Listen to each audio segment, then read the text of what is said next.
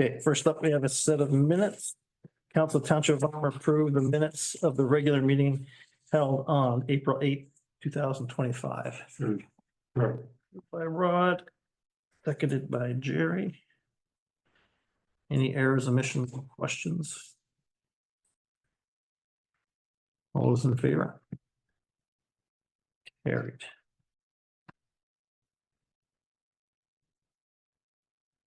Do we have any declaration of pecuniary interest in general nature thereof based on the agenda tonight? Okay, none noted. And we have one delegation in our audience, Doug, our CBO. Over to you, Doug. Yeah, I just have a recommendation to change the one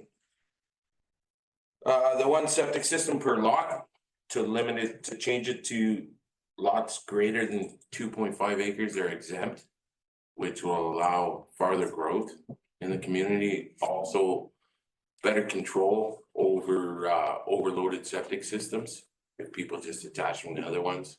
It's more so for the larger lots that if they have a narrow lot, they don't have a lot of frontage and they want a cabin at the back of their 100 acres. You're gonna tell them they have to pump 500 feet to another septic bed that's already there. That to me enables more chance of stuff going wrong. So I'd just like you to consider that. Okay, questions? This question is for Shar. We had the one on, was it Medill? Did we do a site-specific zoning amendment for that one Yes, to allow? Okay. yes. But at that time, that's when I had conversations with the Conservation Authority and they indicated that we are the only municipality in the area that has that rule. They didn't support it.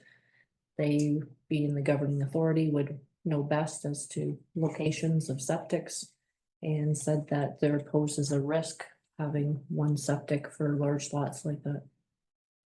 Okay, so the reason, if I recall correctly, Doug, when it first came up, the problem we were having, especially on the lake fronts, was that people were doing demo rebuilds, but not necessarily taking care of their septic. So they build a new cottage or house, put a new septic in, but we had no idea what was happening to the old septics. And these were grandfathered lots, so they were pretty small, like some of them were 1 acre lots. Yeah. So that, I think, if I recall correctly, that's where this all came from. Okay, well, what normally happens, what I normally did, and normally most would do, if you're doing a replacement bed or tank system and it's going into a new location, usually the pipes will stay in the ground because they're covered already. The tank gets either pulled out or smashed in place so that nobody can fall into it and become a combined, like a confined space. That's the biggest concern with old septic systems, is someone walking across a tank and falling in. Right, so it should have been checked that the old one was removed or discontinued by smashing the tank and filling in the ground in the hole. Normally that's what happens on replacements. So that should have been checked. Like it should have never have been a problem. I think with site, anything that's site plan and waterfront with the lots, it's still going to be noted as the old septic would be decommissioned if it wasn't going to be used anymore.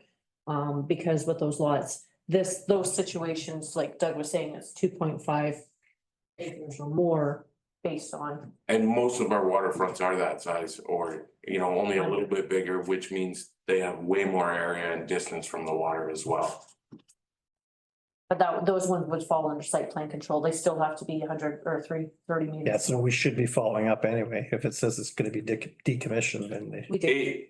Yeah, it should be followed up, but it's part of the septic inspection. In my eyes. This is talking to having two septics, right? Not having, Yeah, for Than a new. Yeah, this is 2 brand new septics, Yeah. not an old one. If you replace one, the old one should be decommissioned. And normally that usually happens if they've decided to move the location to enable an addition, say, to be built or something like that. Then the one that was there is gonna be decommissioned and smashed in place, and most septic installers won't leave a tank without smashing it or removing it. Mainly for like the rural guest sleeping cabins where you're allowed to have that accessory structure. Nobody's allowed to have 2 dwellings on one lot, right? And the rule zone, like we, even to put this zoning change into place and not include rural, you look at that one specifically that we did the zoning bylaw amendment for. It was waterfront, and because of the lot size, it was already zone rural. So you could still put in exceptions if you wanted to for depending on the zones, because you know, a lot of the SR and the LRs are smaller lot sizes. But the reality is that there's no real need if there's properties large enough to limit the property to only having one septic. The only thing being is you don't want a whole pile of septics around your waterfront within 1,000 feet Yeah. either. Most of the waterfront lots are small. Yeah. Right, and if they're doing new stuff on the lot to increase the size of their septic as additions or bedrooms and stuff like that, it either comes into site plan control or site plan control agreements for that new living space and habitable space, or it gets adjusted when the new septic system and the location, it should be in the review. The old septic system should be marked on the drawing and then be crossed that it's gonna be secured, decommissioned. And that's part, like, I would never give a final for a septic system until that original one was decommissioned. This is more like that should be something that if that was happening, it should have been brought up to the septic authority at the time, the conservation authority, and been addressed through them, because that's, to me, that's part of their job to ensure that the old system is decommissioned. Not a lot of that's complaint driven though. No, because if they're putting in a new system, If they put it in. yeah, if it's an old system sitting there and they put one in on their own without getting a permit, that's on them. Yeah. And, you know, that comes from a complaint that if someone Yeah. sees someone doing a new septic system, Yeah. it would be the same as someone doing construction without a permit. It's the Right. same thing. You look at the one comment here specifically from the Township of Severn. We do not have any restrictions on the number of sewage systems on a lot.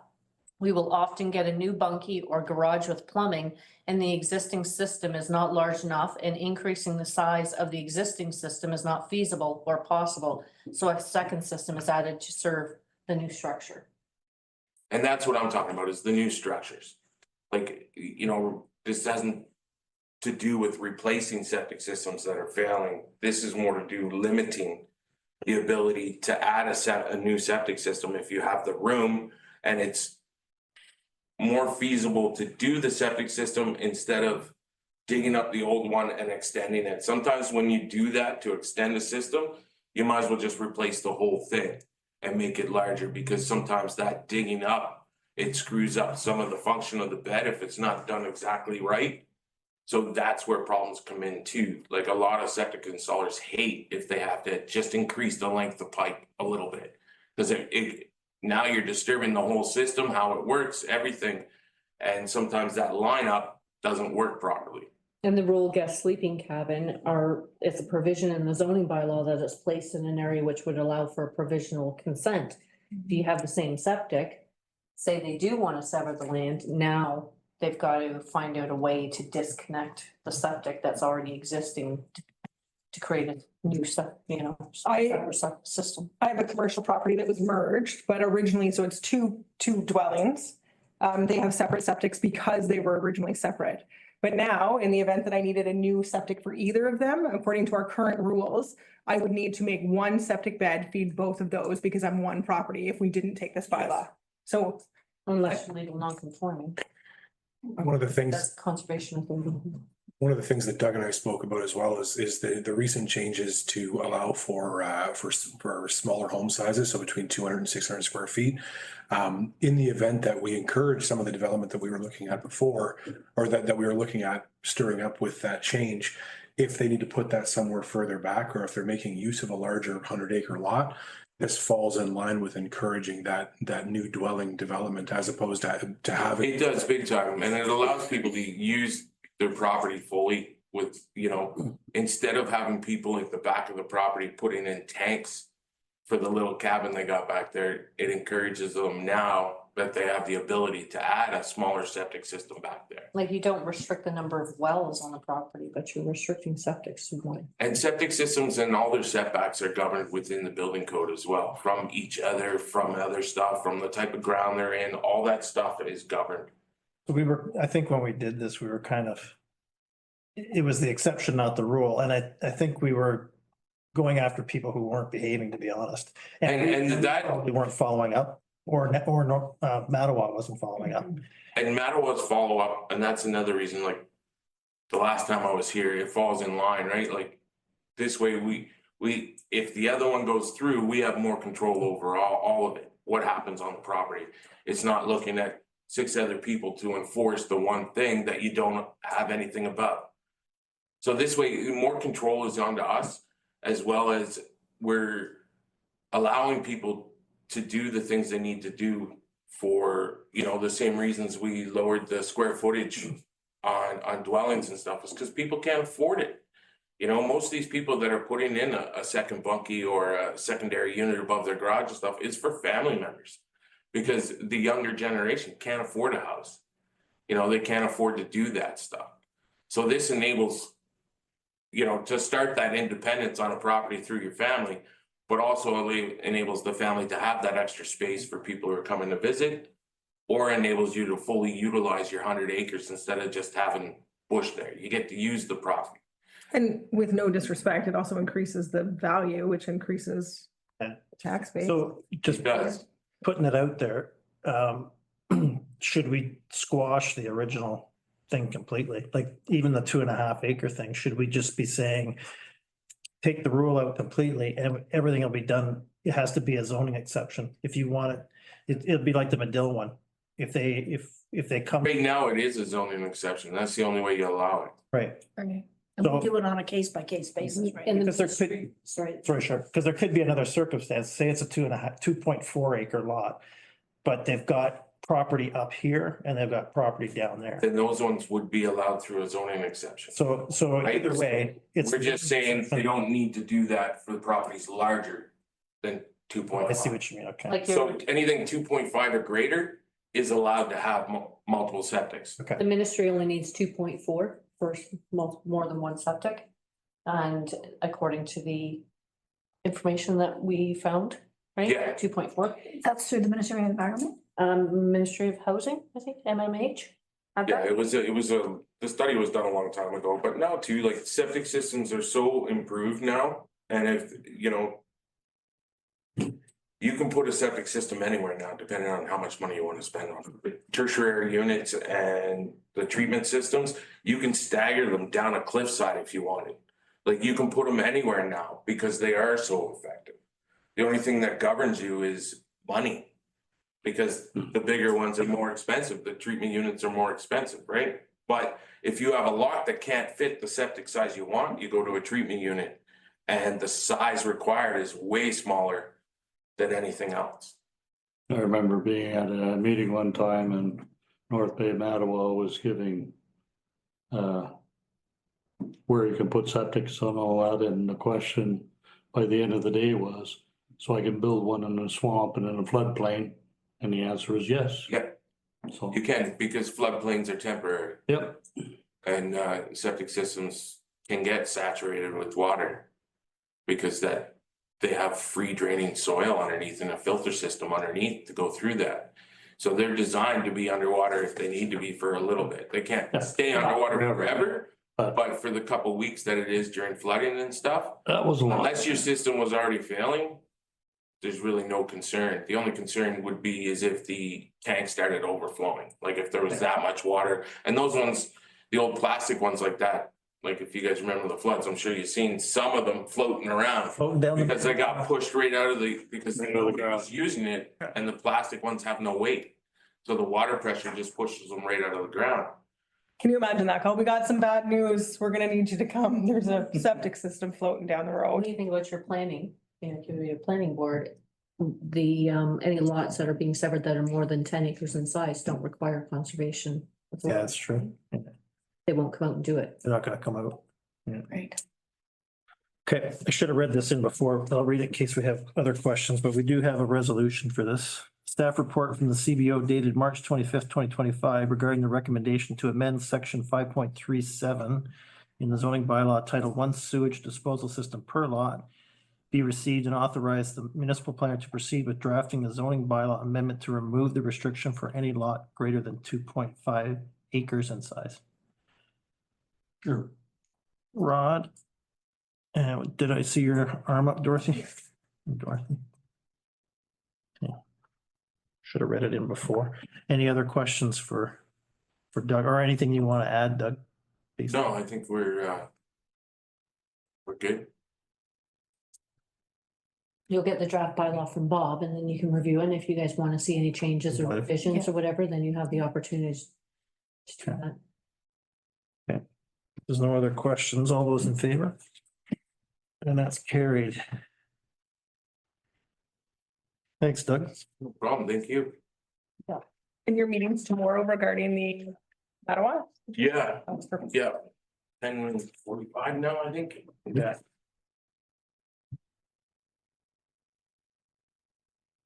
Thank you.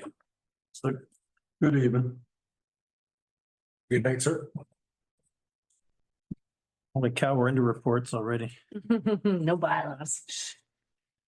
I wonder if we should jump ahead a bit because Ally, you're here for The report. So I have Seven. 3 things, but it's only, yeah, you have 2 ahead of mine, fine. all right, well, we'll be quick. Actually, the two ahead of you, I think we've already talked about one of them. Meeting minutes from the last health council meeting are here, I think, but we talked about this meeting already. And we had a political leaders forum, which is actually run by the hospital. When was that, Dave? April 10th. I've got a copy. I don't know if the minutes made their way out because I just got them this morning. But I could kind of summarize what came up at that meeting. We talked last month about the fact that the obstetrics had been centralized in Huntsville due to staffing issues, mostly staffing issues. So Cheryl Harrison talked about that. They are working on the MRI, which is being installed in Huntsville as well. That project continues. And they now have opened what they call a rehabilitation and reactivation center, which will be part of the new build. But there's a new wing that they've opened up, I guess, temporarily, because somebody donated a fair chunk of money. I can't remember the name, but they've named the wing after them. I know that much. The local share meetings will probably start again because now that the government's back, capital redevelopment project will hit its kind of next stride in terms of approvals, et cetera. And both the foundations in South Muskoka and Huntsville have started raising money for that. They've started their campaign. That was it for that meeting. I don't know if Dave, if you had anything else to add to that one. No, I mean, the things that stood out was just the situation they're in trying to keep passing budgets that they expect to go into deficit, but Oh, you're right. Yeah, I missed that part. yeah, that otherwise they're just trying to beef up their fundraising efforts. So the hospitals across the province still have this ongoing issue with operational costs and running deficits, so. Balancing the budget. And balancing it. So Muskoka, Algonquin's no different. Okay, that's it for those. Any questions on either the Health Council or the MAC report? We're down to item 6. So financial statement, financial indicator review and the budget report. These are all yours, Ally?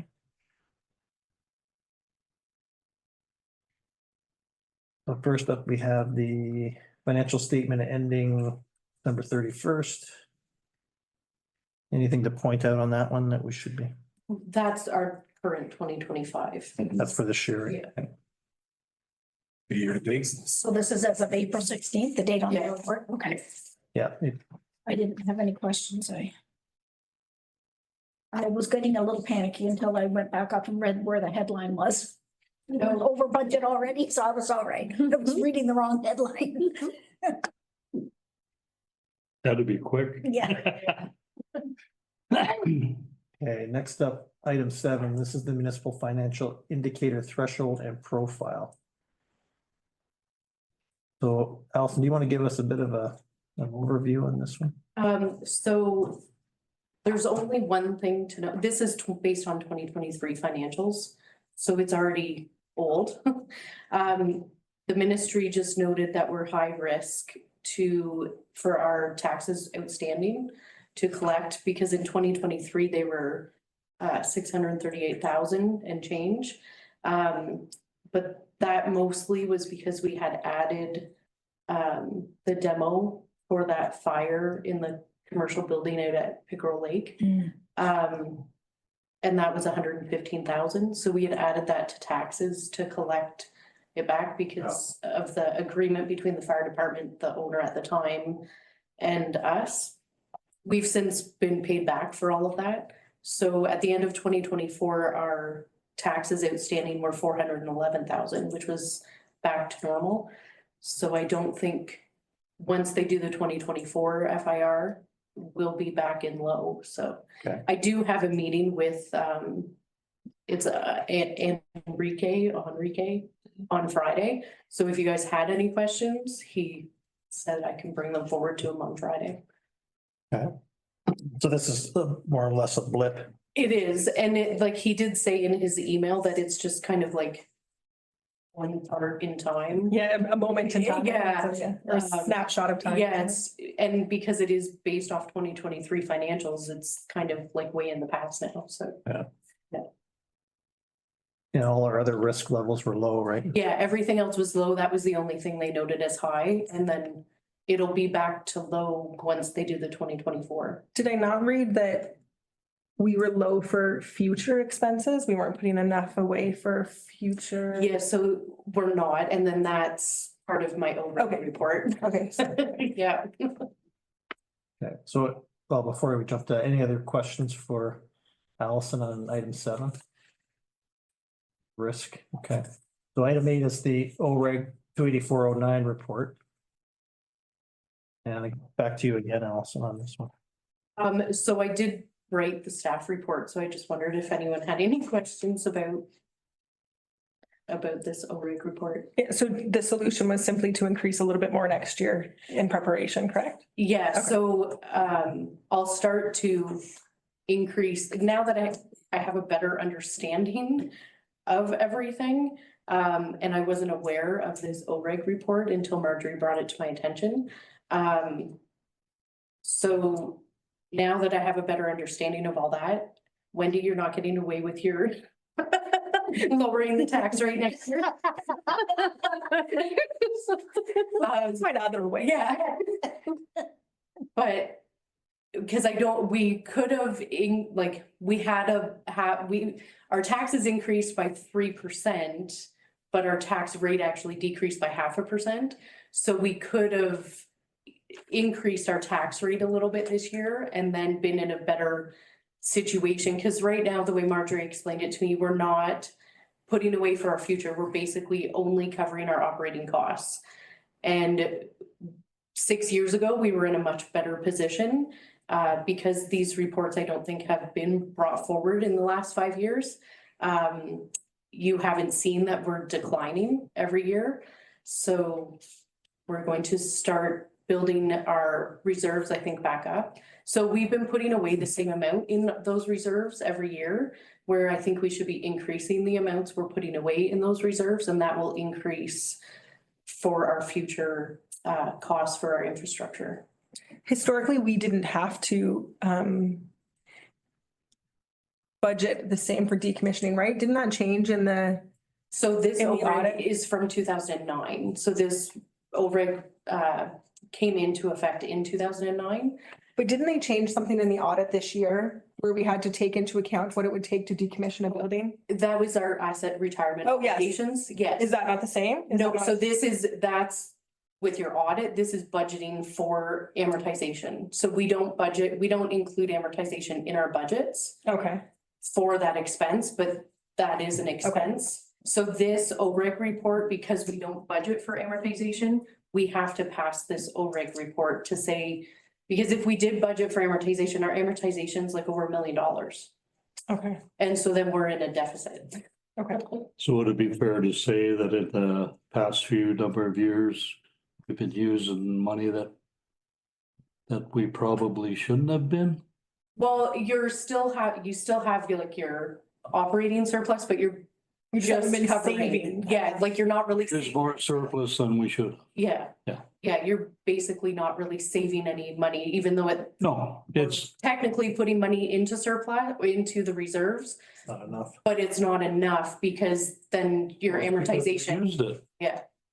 Well, So, if you look at our budget binder, we've got money going in and out of all kinds of reserve accounts. Yeah, So without this report staring us in the face, you don't know. you really have to look closely to see whether Yeah. the overall effect is you're increasing or you're Yeah. decreasing your reserves. yeah, But you have a comfortable amount that we can be putting, starting next year, that we can be putting to, yeah, so I'm gonna, before you get the budget next year, I will be sitting with Marjorie to do this OREG report before we bring the budget forward. Okay. So, cause she did tell me we're supposed to pass this OREG report before the budget is passed.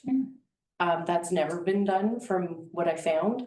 And then I found that I haven't seen a resolution passed for the last 5 years for this report. So, So this would have been a good year to do it because we had such an increase in In our assessment. assessment. yeah. It would have cushioned it a little bit, but Yeah. Yeah, so we should, like we said quite a bit, I just got my first subs and omit report from MPAC. And there is a few homes on it and cottages and stuff, so hopefully we'll get one every month like we did last year and we'll have an increase in assessment again. So. great work, unfortunately. Thanks.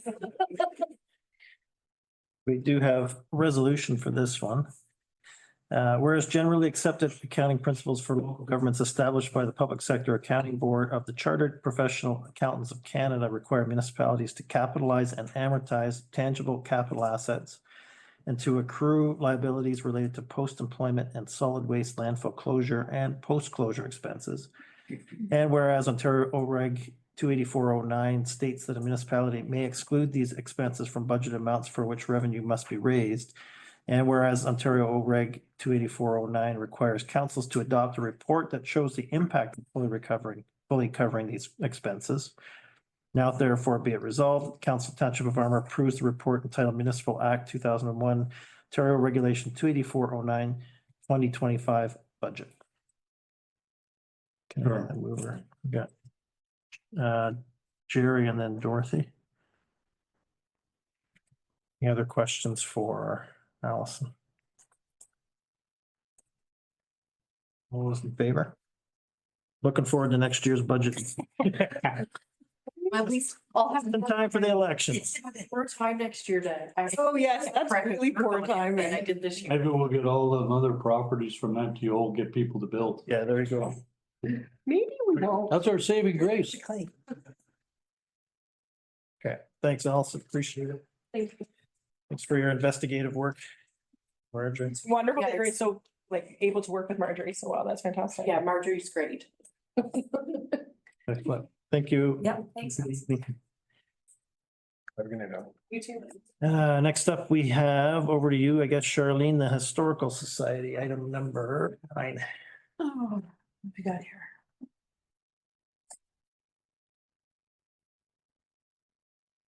The minutes are all there. Been a while. So schoolhouse is gonna be cleaned. And they're talking about the status of the red build in the farmhouse update. Has the plumber been in, do you know, Char? So yes, we received receipts for the equipment that had been purchased. I actually just reached out again today to see where he was at with things. As of last week, he said he needed another week to finish up a job that he was contracted for in Gravenhurst. So we've been putting a little bit more pressure on. I guess about 2 or 3 months ago, it was brought to his attention that in the event that we do not get this finished in an expedient manner, that other actions would have to be taken. So at this point, it seems like there's promise of positive movement with receipts for the equipment purchased. So I think if we get to the end of this week and we don't have anything further, that was in my report to Diane, that we'd hope to have things done within a week or two. And it's the plumber has been informed that that there's a lot kind of that he's holding up. So we have reports that we have to file for NOHFC. We have, of course, the Historical Society, who would like to be able to start making plans to utilize the building. So in the event that we don't see movement in the next week and a half or so, or then yeah, we'll move to the Go next to the next step. step. Okay. Is Doug aware of the plumbing tap into the old septic system? Yes.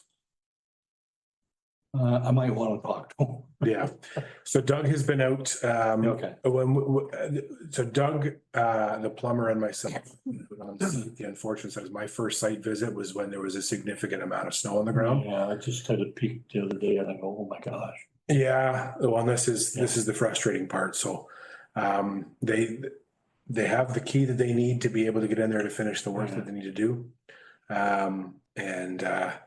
So yeah, there'll be some follow-up and it's been made very clear that there are a number of things that should have been inspected prior to getting to the point that we're at, and inspections will be required to happen prior to signing off. I'm just concerned that the little black pipe into a hole into the septic tank may plug up a lot. Kind of small. You're gonna have to chip it all up to set it out. It's not necessarily normal that I've ever seen. So regardless, the hole that's in the tank has to be purged for sure. And covered up and anyways, I might come in and talk to Doug and take it if I get a chance. I'm just making notes, I'll follow up with them. Yeah, he should keep on top of that. Now that we can do 2 septic beds. Not yet. We have $42 left in the budget, Jerry. Only 42. I think probably less, actually. Big donations. You can see in the report that we didn't get approved for a summer student, so they did, they're looking into potentially hiring a mature person. And Nancy Kite was there for the first meeting. Nancy's Yeah. taking over. Yeah, Nancy's really excited, so. Yes, Yeah. yes. She is. Okay, any other questions for Shar? And next up, we have the Ag Society meeting of April 17th. Just highlights of our what's been organized. Most of the entertainment has been pretty well, the fair's been pretty well organized. Everybody's been booked. It's gonna get booked. Now it's just maintenance, cleanup. Time to come in. It was pretty easy, pretty quick meeting for a change. Okay. Questions for Rod on the Ag Society? We're zipping through them tonight. Any other reports? Library wasn't, is tomorrow night, Morning. yeah, Oh, okay. bumped to the 4th. I've got a blue sky report. Oh, Oh, it's been a while. Yeah. Yeah. Right now they're looking, if anybody knows anybody. They're looking for more members. So if anybody knows somebody, put their name forward and get a hold of Susan or let me know so I can pass on. Susan discuss, we didn't have enough people to have a quorum, so it's sort of an informal meeting. Susan discussed the delay in the FedNor payment due to the election and the year end. And the payment officers working to expedite the process.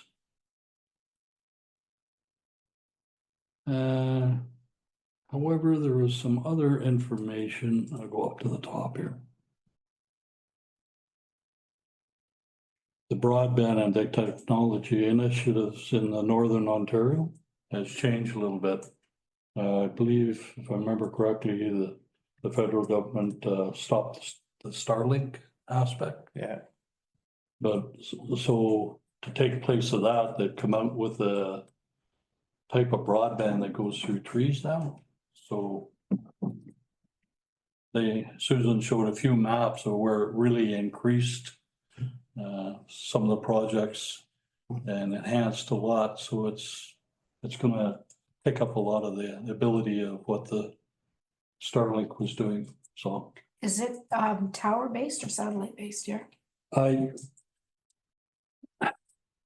What Bell Telephone did is they ran a lot of cable somewhere and then they went to a satellite. And then from there, it'll be like your providers similar to around here type deal. But I believe, my understanding is that the signal that they've got is a different style signal now. But I'll know more a little later on. It just, she mentioned that now, so she's excited about it. I guess it's called the Northern Ontario Tech Accelerator Program. AI adoption. And improving the telecommunications infrastructure for community development. Cause this stuff's all gone kind of quiet over the last couple of years. There's so much push. It's been so quiet because a lot of the stuff just got shelved. Yeah. And on hold. And then the Trump election, I think, has affected a lot of everything. Built it. Yeah. But it's my understanding that big money is coming Blue Sky's way to be the provider and look after the Northern Ontario. Now, I don't know whether there's too much of this coming down our way right now, because there's a lot of emphasis put on the north, especially with the minerals and all that kind of stuff. I think they're really trying to end up in that direction more than anywhere else right now. Not saying that whatever they get, these towers here may get, and that may help everything too. I don't know. I didn't ask Susan that one. Well, I know we had a provider in here must be 2.5 years ago now. And then they just kind of went away. This is the second meeting I've had in like a couple of years. So. Well, maybe I'll start back up. Because nothing's been going on and the ministry just give enough money to keep it afloat. Yeah.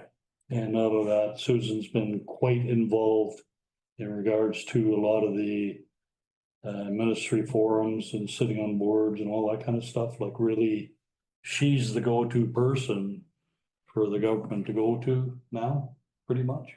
To get the experience and the know-how, how it go about things. She gets things done. She's been around for a while. She's been around for a while. Yeah. And we got a good office staff in there too, so yeah. Okay. Any questions for Jerry? Glad to hear they're meeting again. Hopefully it'll continue. Had a tri-services subcommittee met for the first. Oh, right. That's right. The inaugural meeting. Meeting, yeah. So we have Brian Baptiste and Dylan and South and then CAOs. It was a good meeting. Spent a lot of the time on, because the library is the first agreement that's up, so 90% of our meeting, I would say, was discussing library agreements. Not sure we were all on the same page at the beginning of the meeting, but we seemed to get there at the end of the meeting, so that was good. I think there's a shared vision of the importance of discussing with the board what their area of responsibility is versus what the municipality's area of the responsibility is as far as new build and capital projects go. So I think we're on the same page with that. And we just touched briefly on fire. There's going to be an agreement, I think within the next couple of weeks, we'll see a draft agreement for the fire. To do with For the new build? Oh. the new build. There'll be a set of minutes that gets circulated at the Yeah. next, for the next agenda. Yeah, but it was a good meeting. It was a positive meeting, so. Wonderful. Are you guys monthly at meeting? Well, I think originally, I think we're gonna get to monthly, but I think we've got another meeting in a couple of weeks. Trying to catch up. trying to get a plan in place. Well, that meeting was largely to do with the fire agreement and wanting to get together to discuss it as a group prior to bringing it back to council, so that there was at least a common voice or a unified voice. So that's kind of function specific, but I think you might see more of that popping up as topics kind of, as we get further into certain topics. Yeah. And I mean, we're always dipping and dodging schedules and everything else. I think everybody is busy. A little tricky. But that was the whole goal, was to keep things moving between tri-council meetings, which is good. And to try to keep some of the language common. Yeah. As it went back to councils and Yeah. give us the opportunity to address some of the major areas of concern. And it was clear that there was some good frank discussion Yeah. About certain things, and one of the things that came out of that was a real focus on having productive discussion at the tri-committee meetings. Yeah. And alleviate any of the concerns about pressures for one thing or the other. Yeah. So that I think the focus of the May 21st meeting, which will be the second next meeting, will be to, what can we do to further business along and ensure that there's a level of comfort between councils. So I would imagine there'll be some time to discuss those minutes at our next council meeting prior to going in. And we'll also have some more on the fire agreement. So Yeah. you'll see some more coming down the pipe in a couple of That's weeks. good. Yeah, we're gonna try and keep it moving. It's seemingly at this point positive as far as all three coming together for a fire agreement. I think so. Everybody. Project specific for sure, yeah. Okay, perfect, Yeah. perfect. As soon as you're speaking about fire project, I want everybody to drive by the fire department and look at how many roll-up doors are there. There's 4. There's 5 in Sunridge. Watsonville was 3. The build out here was supposedly 3. And we have equipment stored down in Emsville. But the new build is 3 double, right? This one's single, the new build is double. It'll be 6, 3 in the front, 3 in the Yes, back, yes. 3 bays. But that's a drive in, drive out. This is just, if you could drive in the backside, they would, they don't. But this is there's only enough room in there for one truck. There's not enough for 2. So that's enough space. There's hardly enough room for one Yes, truck. yes. I'm just They have. putting it out there that It's tight. I want people to think about 4 doors over there Yes, instead of 3. The potential for larger, yeah. We're Because growing. if you're gonna build for the future, you wanna build it right now. You We're- wanna build that envelope now for what you want, not later. Absolutely, we're growing. And like we just said, it went up significantly, right? Our tax base. We're not getting smaller. People aren't getting rid of housing. I do think we could use more, but it is enough for 6 trucks, the new one, whereas this one's enough for 3 at most. I agree. They are with the final design. I just want people to think about it. No, that's You know? worth bringing up when we see the design, Yeah, because they modeled it after Powassan, and I think you're right. yeah, I know. I know it's modeled after Powassan, but I just wanna make sure it's modeled for us. Yep. That's all. Made a note, I'll follow up, we'll see Chief tomorrow. No worries. You got that covered? The fire department is doing really cool things right now. They're doing like a survival day this weekend. Joe Reedman just brought in, or Joe was actually qualified to teach, not that I have a report on this, is this okay? I'll be quick. He's qualified to teach PTSD kind of after incident, taking care of yourself, taking care of your mental health. So he's providing that for all of the departments. It was supposed to be last weekend, but he was ill, so that's coming. I'm really, really impressed at what's happening. I know they're not, the fire department's not Armour, but really amazing things are happening at the fire department, so. Their open house was very well attended. Yes. There's a lot of families there. It was nice to see the families and the kids and. They do so much for the families, but yeah, the survival is really kind of neat. And then I guess they're going to let children also try a lot of the things the fire staff do. It's a lot of really cool things happening, so, Hoses, yeah. taxes. Yeah, we'll have to have a mini fire It's good department. for a laugh. Oh, and the Easter event was very well attended at the KCC. Alright. Mayor Ward flipped pancake, Okay. only burned a few. Yeah, we started out burning them, but 52 kids and 48 adults, I think. Danica did the rec staff, obviously led by Danica, did a really cool thing this year. A lot of times parents come and pay the $5 for the children and don't get breakfast for themselves. So this year, if you bought a ticket for yourself, you had the chance to win $100. And so I think that's why we sold so many parent meals. Yeah, a lot of pancakes were flipped. It was good. The weather was okay. It didn't pour rain. It was just kind of, that was fun. Okay, any other reports? All right, I think we're into correspondence already. We might as well just keep going through. Unless you guys need a break. Give her. Correspondence 10 to 22. There are a few resolutions as we go through. Item 10, Council of the Township of Armour supports the Township of Central Frontenac and commits to only purchase products made in Canada whenever practical, and when not in violation of trade agreements and legislation in all of its purchasing decisions, including increasing current invitational and open market thresholds in the procurement bylaw to enable targeted purchases from Canadian suppliers. Dorothy moves that one. Seconder to Wendy. This will be the new thing in the next few council meetings, I'm sure. All those in favor? By Canadian it is.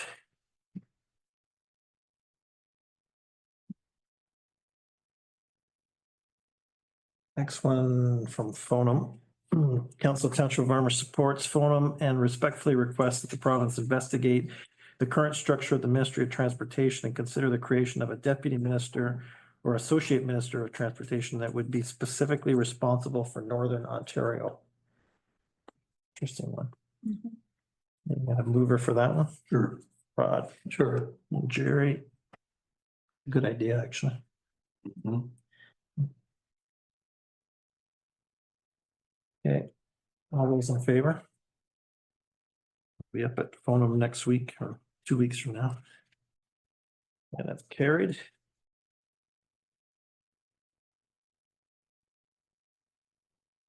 Next one comes with a monetary piece, and we did make a contribution of $200 in 2024.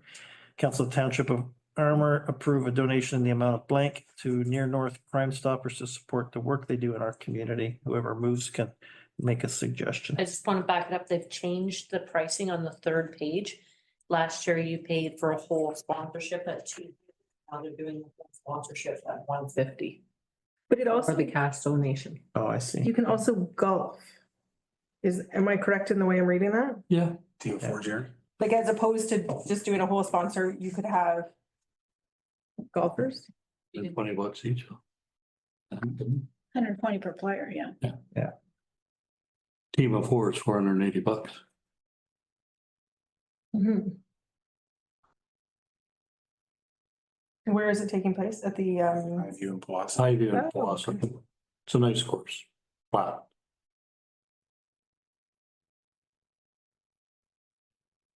so would it make sense to, I'm okay to donate $200. as opposed to participate? You don't wish to participate? No. If I was golfing there, I would pay my own. Okay, okay. I just wondered if. No. When I'm a golfer, I would pay my own way to golf, But you would also like the whole sponsor. but the township, I believe, in the Crime Stoppers requirement for money for their Fundraiser. fundraiser. Yeah, So if whole sponsor is 150 this year, then I'll. it's 200. Jerry says 200. Oh, sorry, you were slow on the draw there. So Jerry's moved 200. I'll second 200. You got caught up in chat and snooze you lose. I said 150, Jerry said no, 200 it is. He outbid you. It was 200 last year. but they brought down the price this year. Sponsor. That's fine. It's fine. We gave them extra last year also. It's a tip. Did you second one? I did. Poor Dorothy was shut out on that one. I've heard Jerry tell people no before. Right. Okay. In awe. All those in favor? Dorothy's gonna want a recorded vote. Yeah, that's carried. You golfing it anyway, Jerry. I'll go up with you. I got a bunch of tournaments coming up. I'm not even sure whether I'm available. But I would think about it. Too late. No, it's not.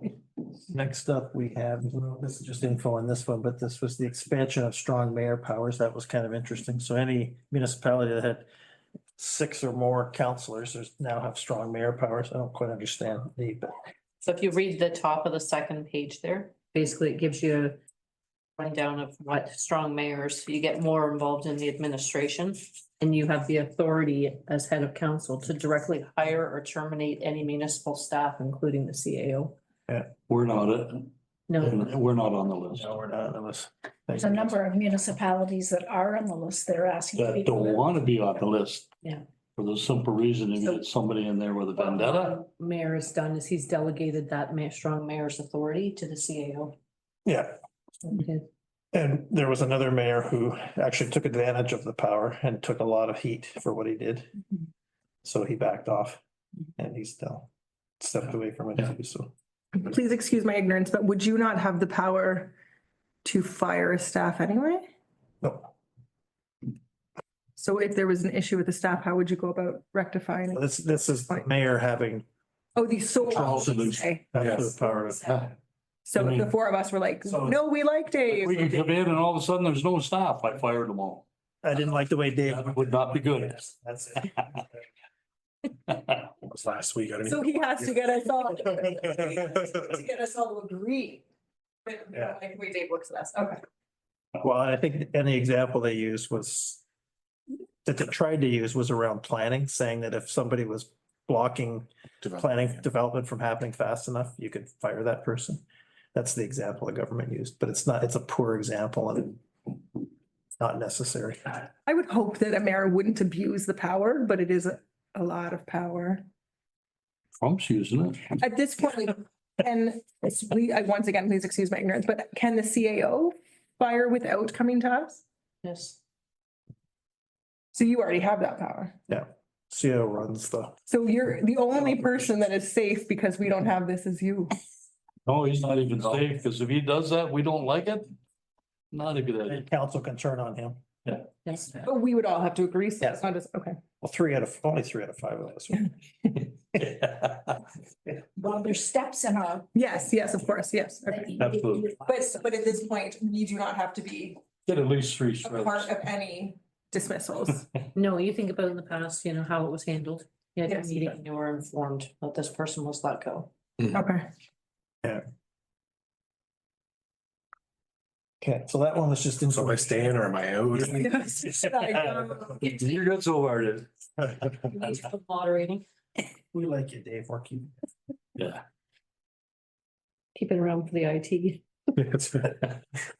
I don't know, you slipped up at the best thing. I just wanted to see how quick your stage dive was. It was really interesting, the list of municipalities who now have been given that power though. Very interesting list. A lot of them close to us. Yes. Yeah, there's a few. They've all decided they're gonna use it. Yeah.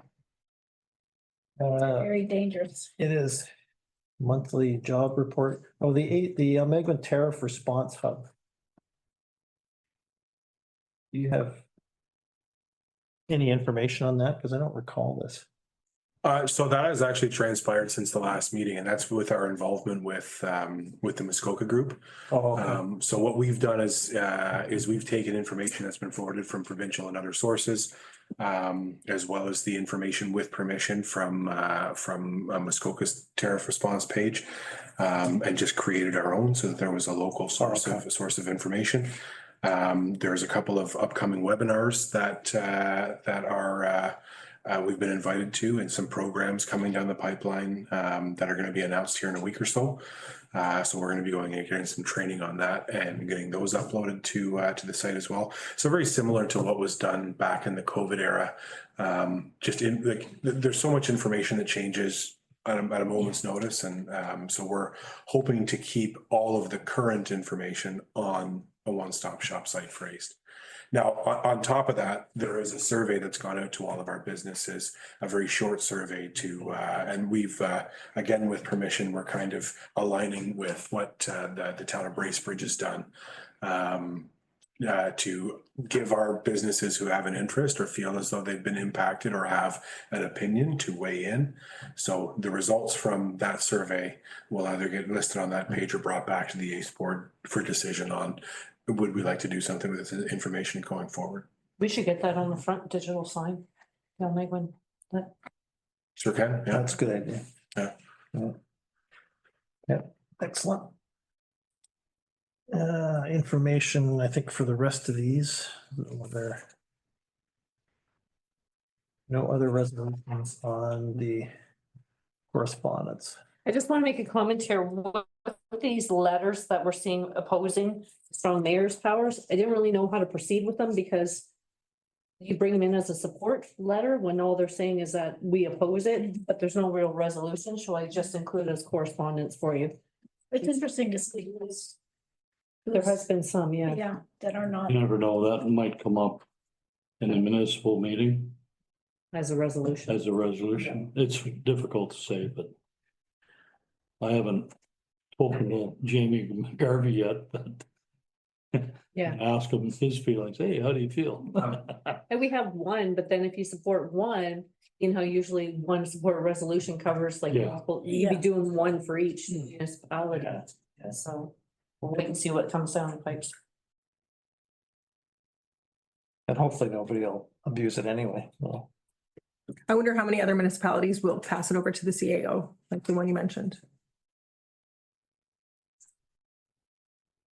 okay, item 23, it's a resolution from Perry supporting Dan Robertson for the EMS.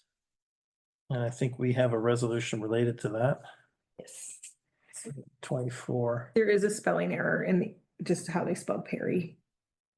Just one E instead of two, or one R instead of two. Where's that?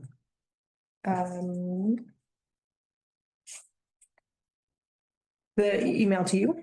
Good morning, see attached resolution. Dan Robinson, it says PERY, but I think that's irrelevant, sorry. Oh, that's not us. That was to me. Okay. Like, I did what?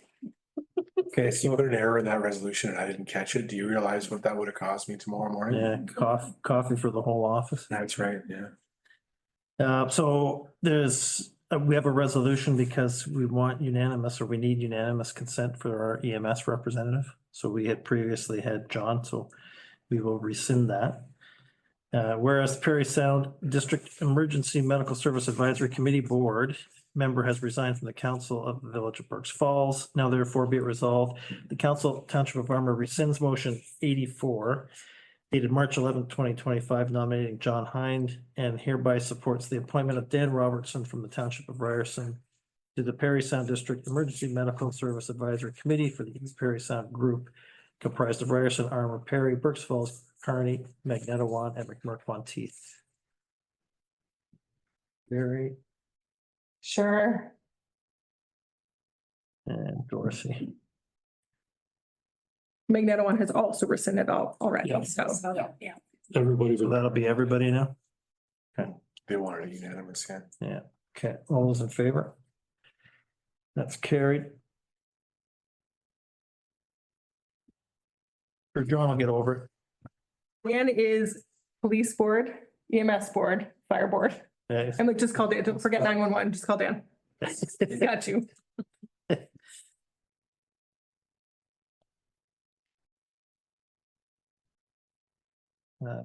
Next, we have the Village of South River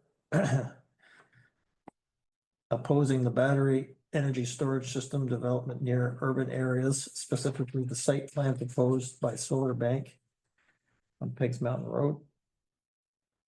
So they are what, the third? They're the third municipality.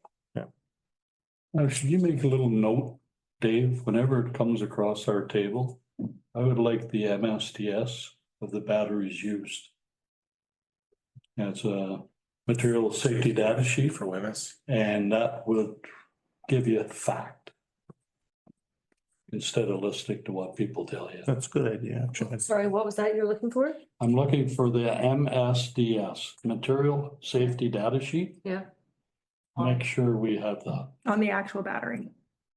It's an MSDS data sheet for the batteries. Material safety data sheet. Okay, I think somebody included that in one of the opposition. I haven't seen it yet. No, that, No, it's, there's all kinds of stuff on Facebook. I wanna know, this isn't Facebook, I'm getting submissions for it, and somebody sent an attachment and. okay, There was a lot of information recently about the actual makeup of this battery, the battery that's going in here, not ones that have been used in historic sites. Yeah, the LFP ones, Yeah. the lithium iron. Hmm. These ones, the LFP, they're saying are not as unstable, but when they go, they're more toxic with the fluid. there's all kinds of different information out there. That is the Bible, the MSDS will tell you exactly what it is. So, Okay. We'll get that. and that could quell a lot of problems. You've just mentioned that this is 3 with opposition, and we had heard that if 3 people opposed it. On the planning board. Oh, on the 3, okay, So It really hasn't been to our table yet. yes, okay, so the problem I have, so here's the problem I have with it. Like, they're making comment on something that we haven't even reviewed yet. Yeah.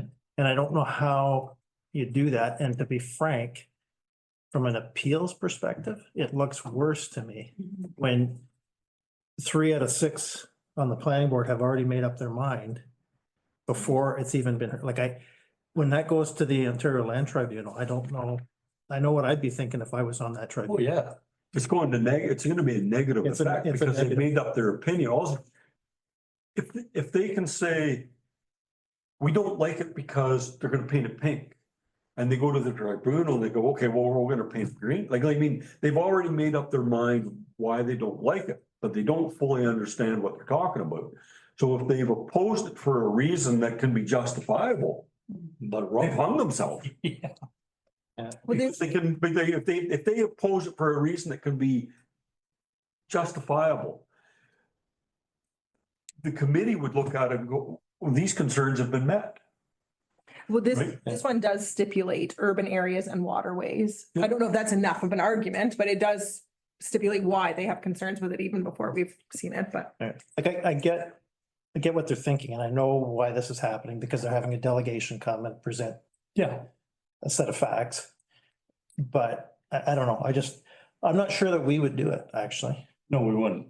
with another municipality. I wouldn't. I don't think we'd get, because I wouldn't feel comfortable not seeing the application, Yeah. making a call like that. I wouldn't feel I comfortable. think we should send a letter. Thank you for your letter. However, nothing has crossed our table yet. No, they You might, know? yeah, it might be worth, And People are when responding. it does, we'd be happy to report to you. Yeah. You know, something like that. Let them know, like, what are you doing? Yeah. Like, I think- they're going off of Facebook and all sorts of stuff that well, and when you. may or may not be correct. When you see the T-shirts that it's insinuate that Armour is doing something, we haven't done anything. Like we're trying to listen, we're trying to learn, and we're actually trying to prepare the whole area for what is gonna happen at some point. Yeah. One of these BET systems is gonna end up somewhere up here. And so we're just trying to go through the process, learn what we can, but this notion that everybody thinks we've made our decision and they're questioning our Integrity. Or that we even have something to make a decision on at this point in time. so that's, I'll get off my soapbox, but it's frustrating a little bit. But it'd be nice to have a letter say, we can't form an opinion because we haven't seen it. Haven't seen the whole thing. They would know that. I doubt it. Well, they'll have to go through their own planning processes for. No, I meant in regards to South River, won't have that. Well, they would when they went through their own planning. They process. should know. Yeah. They should know. Right. Anyway, Like Shar said, they're reacting to the notice of the complete application. That was posted. And it says right on it, your submissions go to the clerk. So that's what they're doing. Yeah. They're not just jumping on Armour, they're responding to the official notice of complete application that's been circulated since January. It's out. Where are we at as far as the review. PLC Fire suspects that they will have peer reviews coming in first week of May, starting. I haven't heard anything back from the other. But that's just the one report, so beginning of May. The one thing I'm gonna say, because I know it's recorded, is that I have 100% confidence that this council will make the right decision. So we don't need comments like this. Yeah, I got you. Yeah. But So we will make the right decision based on the Based reports. on the we're facts. given. Yes, yes. Facts only, and I've been over in Tim Hortons and I've been accosted over there. And I said, look at. We don't even know the facts yet. Yeah. Crosses the table, we'll find the facts there. and we don't have a habit of making poor decisions. So, I'm in the same boat, which when you like, I've been pointed as defending the application. Right. And it's like, no, I'm disgusted that you've made an opinion. You've voiced your opinion. An uninformed opinion of something that we have no opinion on yet. Right. Actually, the only thing we're defending is the process. That's right. That's what I tried to explain to people. I said, everybody's the right to apply for whatever they want. And I said, until it comes to the table, we can't say we don't want it because the neighbors have opposed it. it's a process. Process is still ongoing. It amazes me. Like you said, we wouldn't have done that, and other people will take a delegation and base a resolution based on a presentation from a one-sided conversation, basically. The why Armour why in the headlines of a local paper probably didn't help. That didn't help. No, and the explosion behind the building and Yeah, it's being circulated, but anyway, the right thing will come out of it in the end. Sure will. Okay. Last on the list is, this is just Magneto ones, unanimous appointment. I think we're done unless there's other business. That was a lot of fun and I want to thank you guys for letting me participate. No, don't. Except for Jerry. Now we get to go into closed. Council Township of Armour hereby moved into closed at 8:08 PM under section 239 C and K of the Municipal Act to discuss a proposed or pending acquisition or disposition of land by the municipality or local board and a position plan, procedure, criteria, or instruction to be applied to any negotiations carried on or be carried on behalf of the municipality or local board. Rod. And secondary. Those in favor of going into closed? Thank you, and we can take a break bring us back. and report moved by Wendy, seconder, Doris. All those in favor, we're out of closed.